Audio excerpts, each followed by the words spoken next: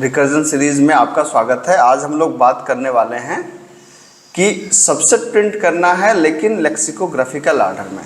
क्या मतलब है इस बात का? आप क्वेश्चन को देख सकते हैं। रिकर्जन प्रॉब्लम 7 है। मैं इसको अपने हैकर रैंक की URL पे अपलोड कर दूंगा। तो अब आपको सबसेट प्रिंट करना है लेकिन लेक्सिकोग्राफिकल से डरने की ज़रूरत नहीं है। शब्द बड़ा खतरनाक सा है लेकिन इसका मतलब बस यही है कि असेंडिंग ऑर्डर में, मतलब जो अल्फ़ाबेट्स होंगे, जो कैरेक्टर्स होंगे, जो स्ट्रिंग होगी वो अल्फ़ाबेटिकल ऑर्डर में अरेंज होगी, मतलब असेंडिंग ऑर्डर में अरेंज होगी। ठीक है, तो सबसेट प्रिंट करना है। अब दिए गए अगर आप स्ट्रिंग का देख सकते हैं, ABC का ये सारे सबसेट ही हैं, लेकिन सबसेट को जो प्रिंट करना है वो लेक्सिकोग्राफिकल ऑर्डर में प्रिंट करना है। तो हम किस तरीके से कर सकते हैं? कल मैंने सबसेट प्रिंट करने का आपको मैकेनिज़्म तो समझाया ही था कि अगर मान लीजिए आपके पास एक इनपुट है AB और आउटपुट आप क्या लेके चलते हैं, ब्लैंक लेके चलते हैं, तो आप क्या कर सकते हैं, आप डिसाइड करते हैं कि आप एक बार नहीं लेंगे और एक बार लेंगे। जब आप नहीं लेंगे तो आउटपुट क्या हो जाएगा, ब्लैंक ही रहेगा, और लेंगे, एक मिनट, और इनपुट क्या हो जाएगा, B बचेगा। और जब आप लेंगे तो आउटपुट क्या हो जाएगा, इनपुट आप 0 आ जाएगा A और इनपुट क्या हो जाएगा B। इसका मैंने डिटेल्ड एनालिसिस अपनी लास्ट क्लास में मैंने कर रखा है, इसका डिटेल्ड एनालिसिस। ठीक है, कि जब आप एक कैरेक्टर को लेंगे और कैरेक्टर को नहीं लेंगे तब क्या होगा। ठीक है, तो अब क्या है कि अब इसको, जैसे आपने कहा कि ये हम लोग क्या कर सकते हैं, एक बार मैंने कहा नहीं लेंगे, एक बार आप लेंगे। अब क्या है, फिर से आपने डिसाइड किया कि एक बार आप नहीं लेंगे, फिर आप एक बार लेंगे। जब नहीं लेंगे तो आउटपुट क्या होगा, ब्लैंक। इनपुट में क्या हो जाएगा, ब्लैंक। यहाँ पे आउटपुट में क्या हो जाएगा, B, और इनपुट में क्या हो जाएगा, ब्लैंक। यहाँ पे क्या हो जाएगा, इनपुट में नहीं लेंगे तो आउटपुट पुराना वाला ही चला आएगा, इनपुट में क्या हो जाएगा, ब्लैंक। यहाँ पर जब आप लेंगे तो आउटपुट में क्या हो जाएगा, A के साथ में B आ जाएगा, इनपुट में क्या हो जाएगा, ब्लैंक आ जाएगा। ये हम लोग ऑलरेडी पिछली क्लास में डिस्कस कर चुके हैं, है ना। तो ये जब इनपुट ब्लैंक हो तो ये हमारा आउटपुट आ गया, ये आउटपुट हमारा आ गया, ये आउटपुट है हमारा। अब दिक्कत है कि हम लोग पिछली बार क्या कर रहे थे कि हम लोग इसको एज इट इज़ प्रिंट कर दे रहे थे। हम लोग इस वाले को, इस एलिमेंट्स को एज इट इज़ हम यहाँ पे प्रिंट कर दे रहे थे। हमारे जो आउटपुट थे, इन आउटपुट को हम यहाँ पे प्रिंट कर दे रहे थे।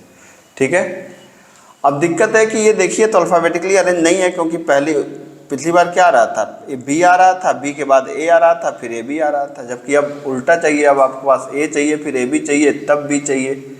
ठीक है, अब क्या कर सकते हैं आप ये बताइए। ठीक, इसका मतलब ये हुआ कि अगर हम इसको सीधा प्रिंट कराएंगे तो सीधा प्रिंट कराने के दौरान ये कभी भी अरेंज नहीं होगा। इसका मतलब आप सोचिए, 2 मिनट इसको वीडियो को पॉज करके आप सोचिए आप क्या कर सकते हैं। सोच लिया? चलिए, इसका मतलब ये हुआ कि अगर आपको इसको प्रिंट कराना है तो हमको कहीं पर स्टोर करना पड़ेगा, फिर स्टोर करके उसको क्या कर देना पड़ेगा, स्टोर करके उसको सॉर्ट कर देना पड़ेगा। ठीक है, तो स्टोर करके सॉर्ट करने का क्या मतलब है? स्टोर करके सॉर्ट करने का मतलब ये है कि अगर आप इसको करना चाहते हैं, देखिए आइए हम लोग अब आइए देखते हैं कि इस प्रॉब्लम को हम लोग C++ से किस तरीके से सॉल्व कर सकते हैं। ठीक है, तो जाहिर सी बात है यहाँ पर आपको वेक्टर यूज करना पड़ेगा। तो मैं मान के चल रहा हूँ कि थोड़ा बहुत आपको STL आता है। वैसे मैंने सोचा तो था STL की वीडियो बनाने के लिए, लेकिन सब चीज़ इतनी जल्दी हो रही कि STL बीच में छूट जा रहा है। मैं उसकी वीडियो ही बनाऊँगा, लेकिन अभी मैं यूज़ कर रहा हूँ। तो जिनको आती है अच्छी बात है, जिनको नहीं आती वो कभी इधर उधर से पढ़ लें। फिर मैं कोशिश करूँगा कि जब से कोई एक आध छुट्टी हो तो मैं STL की वीडियो भी बना करके अपलोड करूँ। ठीक है, तो यहाँ पे क्या किया आपने कि हमारे पास एक स्ट्रिंग क्या है, इनपुट है, स्ट्रिंग इनपुट, और एक हमारा आउटपुट है, आउटपुट ब्लैंक होगा। एक जो फाइनल आउटपुट होगा वो फाइनल आउटपुट हमको वेक्टर मान के चलना है। और चूंकि इसमें जो रिजल्ट आ रहा है वो रिजल्ट किस फॉर्मेट में है, रिजल्ट स्ट्रिंग के फॉर्मेट में। आप देख सकते हैं A, AB, ABC ये क्या है, स्ट्रिंग है। तो अब आपको यहाँ पे क्या करना होगा, एक हमने वेक्टर बना लिया, वेक्टर के अंदर हमने कहा कि हम पास करेंगे स्ट्रिंग, और ये हमारा है फाइनल आउटपुट। ठीक है, अब सॉल्व फंक्शन के अंदर आपने इनपुट पास कर दिया, आउटपुट पास कर दिया, फाइनल आउटपुट पास कर दिया, कोई दिक्कत नहीं है। अब यहाँ पे सॉल्व फंक्शन को आप बना लीजिए। आपने कहा वाइड सॉल्व फंक्शन को बनाइए, तो ये स्ट्रिंग आपका इनपुट है, ये आपका स्ट्रिंग आउटपुट है, ये वेक्टर और वेक्टर का अंदर क्या दिया है, स्ट्रिंग है, ये आपका फाइनल आउटपुट है। ठीक है, अब फाइनल आउटपुट के अंदर अब चूंकि दिक्कत है कि यहाँ पे वेक्टर म्यूटेबल नहीं होता। अगर आप नॉर्मली करेंगे तो वेक्टर म्यूटेबल नहीं होगा, कि म्यूटेबल का मतलब कि जो चेंज फंक्शन के अंदर होगा फंक्शन से बाहर रिफ्लेक्ट नहीं करेगा। ठीक है, तो यहाँ पर जो कंसेप्ट होगा कॉल बाय रेफरेंस का कंसेप्ट STL कैसे इंप्लीमेंट करता है, बड़े आसान तरीके से यहाँ पे सिर्फ एंड लगा दीजिए। अब जैसे ही आपने एंड लगा दिया तो ये क्या हो गया, ये म्यूटेबल हो गया। इसका मतलब है कि जो अंदर है अब वो जो अंदर चेंज होगा वो बाहर रिफ्लेक्ट होगा। ठीक है, तो बेसिक कंडीशन यहाँ भी वही है कि यदि लेंथ ऑफ इनपुट यदि इनपुट डॉट लेंथ अगर क्या हो गया, 0 हो गया, तो इसका क्या मतलब है, इसका मतलब ये है कि अच्छा एक चीज़ और चेक कर लीजिए कि यदि output not equal to blank है ना, तभी तो क्या करेंगे, हम कहेंगे फाइनल आउटपुट डॉट, यहाँ पे होता है पुशबैक। आपको पता है वेक्टर के अंदर पुशबैक, किसको पुशबैक कर दो भाई, जो करंट आउटपुट है उसको पुशबैक कर दो और फिर क्या करो, रिटर्न कर जाओ। ठीक है, अब फिर यहाँ पर बात कर रहे हैं एक बार लेने की एक बार नहीं लेने की, तो यहाँ भी वही चीज़ हो जाएगा, स्ट्रिंग नॉट पिक ले लीजिए। नॉट पिक के अंदर क्या आ जाएगा, पिछला आउटपुट आ जाएगा। फिर एक स्ट्रिंग हो जाएगा पिक, पिक के अंदर क्या हो जाएगा, पिछला आउटपुट के साथ में इनपुट ऑफ 0 की वैल्यू आ जाएगी। फिर क्या हो जाएगा, इनपुट से एक कैरेक्टर हटाएंगे तो input equal to input dot sub str क्या 1 यहाँ पे मैंने बताया था लास्ट क्लास में। उसके बाद अब इसको आप पास कर दीजिए सॉल्व फंक्शन के अंदर, एक बार इनपुट के साथ में नॉट पिक पास कर दीजिए फाइनल आउटपुट के साथ में, और एक बार सॉल्व फंक्शन के अंदर इनपुट के साथ में पिक पास कर दीजिए फाइनल आउटपुट के साथ में।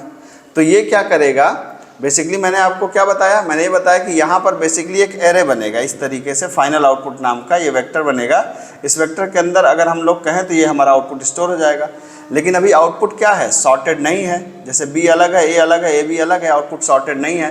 तो अब आपको करना क्या है, इस आउटपुट को सॉर्ट करना है। तो इस आउटपुट को आप कैसे सॉर्ट कर सकते हैं, इस आउटपुट को सॉर्ट करने के लिए आपके यहाँ पे वेक्टर में क्या होता है, यहाँ मेन के अंदर आइए और यहाँ पर एक फंक्शन होता है सॉर्ट। वेक्टर को सॉर्ट करना है, वेक्टर कौन सा है, फाइनल आउटपुट, तो फाइनल आउटपुट डॉट बिगिन और कमा फाइनल आउटपुट डॉट एंड। ऐसे अगर आप कर देंगे तो यहाँ पे STL के अंदर ये सॉर्ट फंक्शन अप्लाई हो जाएगा। इसकी टाइम कॉम्प्लेक्सिटी होती है n log n। ठीक है, मतलब एक बेहतर टाइम कॉम्प्लेक्सिटी के साथ सॉर्ट करता है। अब आप क्या कर सकते हैं, वेक्टर को आपको प्रिंट कराना है, तो वेक्टर को प्रिंट कराने के बहुत से तरीके होते हैं, लेकिन एक सिंपल तरीका ये है कि आप कर सकते हैं फॉर स्ट्रिंग s कहाँ से, FO से, फाइनल आउटपुट से एक स्ट्रिंग लो। ठीक है, इटरेटर फंक्शन इटरेटर की तरह आप चला सकते हैं। और अब आप कर सकते हैं सी आउट क्या, S को प्रिंट कर दो, लाइन को चेंज कर दो जैसा आउटपुट हमको चाहिए। तो अब इसको अगर आप रन कराएं तो आप देख सकते हैं, ठीक है, अरे क्या नहीं मैच कर रहा है, बिगिन एंड मैच नहीं कर रहा है, क्या कुछ गड़बड़ कर दिया हम लोगों ने, सब कुछ तो सही है। फाइनल आउटपुट, यहाँ मैंने एक बहुत ही सिली सी मिस्टेक कर दी है। मिस्टेक क्या किया है मैंने, सिंपल यहाँ पे एक बहुत ही फनी टाइप की मिस्टेक है। मिस्टेक क्या है कि मैंने इनपुट को रीड ही नहीं किया था यहाँ पर, और इनपुट को रीड ही नहीं किया था तो गार्बेज इनपुट जा रहा था, इसी वजह से आउटपुट नहीं आ रहा था। अब देखिए काम हो गया, अभी भी दिक्कत है। ओहो, C++ में ना इतनी एरर आ जाती हैं कि एरर देख के ही दिमाग ख़राब कर देता है ये। अब आपका आउटपुट ठीक है, तो एक कोड बिल्कुल ठीक था, बस हमने यहाँ पर ये इनपुट मिस कर दिया था। ठीक, तो सबमिट कर दीजिए और मिलते हैं अगले लेक्चर में। बिल्कुल आसान कोड है, आप देख सकते हैं, इसमें कुछ भी नई बात नहीं, बस हमने एक ऑक्सिलरी स्पेस इस्तेमाल किया और आपका काम हो गया। मिलते हैं अगली क्लास में, थैंक यू।